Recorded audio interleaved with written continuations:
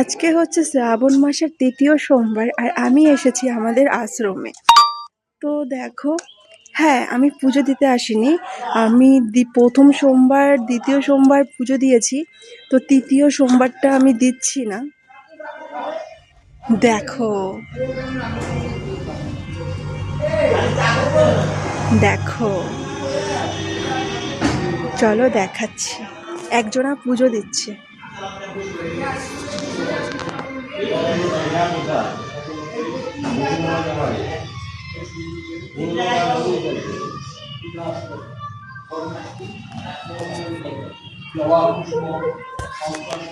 বাবা সবাইকে ভালো রাখুক, আর বাবা নিজেও ভালো থাকুক। দেখো এখানে দেখো, পাট নেড়ে দিয়েছে। অনেকে আছে, অনেকে থাকে এখানে। এটা হচ্ছে আমাদের শিব আশ্রম। তো আমাদের এই আশ্রমটা তোমাদের কেমন লাগছে অবশ্যই কিন্তু বলতে ভুলবে না।